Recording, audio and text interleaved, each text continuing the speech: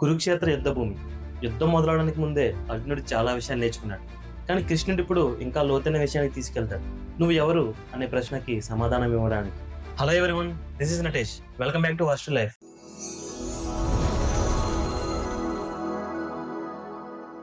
ఈ అధ్యాయం మన జీవితంలో అత్యంత ముఖ్యమైన ఒక విషయాన్ని చెప్తుంది. మనం నిజంగా అనుకుంటున్న నేను అంటే ఏమిటి? కృష్ణుడు ముందుగా చెప్పాడు, ఇది నీ శరీరం, ఇది క్షేత్రం. అంటే ఇది ఒక ఫీల్డ్ లాంటిది.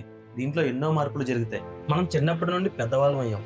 అంటే మన శరీరం మారింది, మన భావనలు మారాయి, మన ఆలోచనలు మారాయి. కానీ ఈ మార్పులన్నిటినీ గమనిస్తున్న ఒక స్థిరమైన చైతన్యం ఉంది.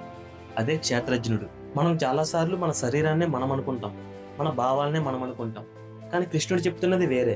నువ్వు ఈ శరీరం కాదు, నువ్వు దీన్ని గమనించే చైతన్యం. ఇది చాలా స్థిమితంగా ఉంటుంది, కానీ ఇది ఒక పవర్ఫుల్ ట్రూత్. మనకి కోపం వచ్చినప్పుడు నేను కోపంగా ఉన్నాను అంటాం, కానీ కోపం ఒక భావన మాత్రమే. అది వచ్చిపోతుంది, కానీ దాన్ని గమనిస్తున్న నీవు మాత్రం అలాగే ఉంటావు. అదే అవేర్నెస్. ఈ అవేర్నెస్ ని అర్థం చేసుకోవడమే నిజమైన జ్ఞానం. కృష్ణుడు ఇంకో గొప్ప విషయం ఒకటి చెప్పాడు. ఈ క్షేత్రం అంటే కేవలం శరీరం కాదు. ఇందులో మన మైండ్, మన ఈగో, మన ఇంద్రియాలు, మన భావాలు అన్నీ వస్తాయి. అంటే మనం అనుకుంటున్న నేను అనే ఐడెంటిటీ మొత్తం ఈ ఫీల్డ్ లో భాగమే. కానీ వీటిని గమనిస్తున్నది మాత్రం వీటన్నిటికీ అతీతమైనది. ఈ అండర్స్టాండింగ్ మన జీవితాన్ని పూర్తిగా మార్చేస్తుంది.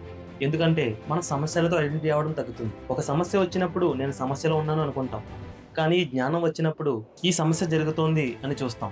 అదే డిటాచ్మెంట్. ఇది ఎస్కేప్ కాదు, ఇది క్లారిటీ. కృష్ణుడు చెప్పాడు, నిజమైన జ్ఞానం అంటే హ్యూమిలిటీ, ఈగో లేకపోవడం, patience, simplicity, truthfulness, self control, ఇవన్నీ కలిసిన ఒక స్థితి. అంటే జ్ఞానం అంటే బుక్స్ చదవడం కాదు, బిహేవియర్ లో కనిపించాలి. మనం ఎలా రియాక్ట్ అవుతున్నామో, ఎలా జీవిస్తున్నామో అదే మన జ్ఞానం. మనం బయట ప్రపంచాన్ని కంట్రోల్ చేయడానికి ట్రై చేస్తాం, కానీ కృష్ణుడు చెప్పాడు, ముందు నిన్ను నువ్వు అర్థం చేసుకో. ఎందుకంటే మనం మనస్సు, శరీరం, భావాలతో ఐడెంటిటీ అవుతుంటే మన లైఫ్ లో సఫరింగ్ అనేది తప్పదు. ఎందుకంటే అవన్నీ చేంజ్ అవుతాయి. కానీ మనం ఒక అవేర్నెస్ తో కనెక్ట్ అయితే మన మనసులో ఒక స్థిరత్వం వస్తుంది. ఈ స్థితిలో మనం లైఫ్ ని క్లియర్ గా చూడగలుగుతాం. కోపం వచ్చినప్పుడు దానికి రియాక్ట్ కాకుండా అబ్జర్వ్ చేయగలుగుతాం. బాధ వచ్చినప్పుడు దానిలో మునిగిపోకుండా దాన్ని గమనించగలుగుతాం.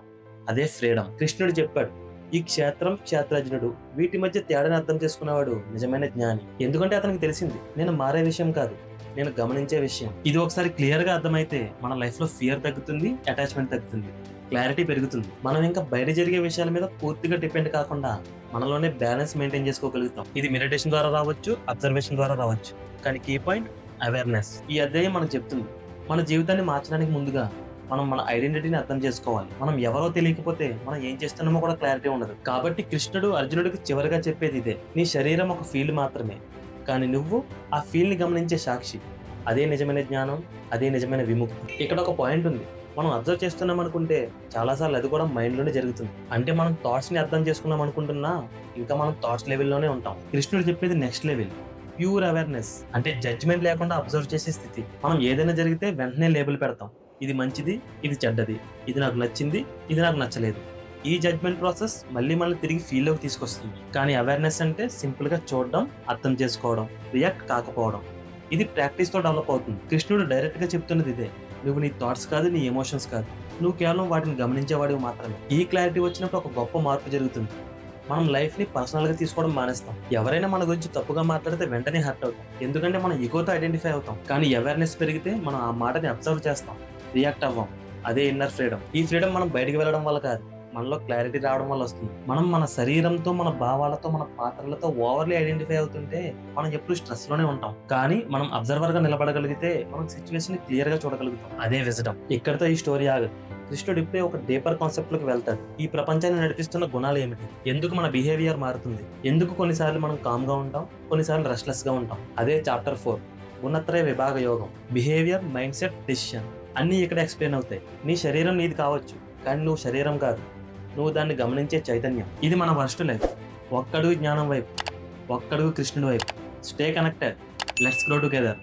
జై హింద్.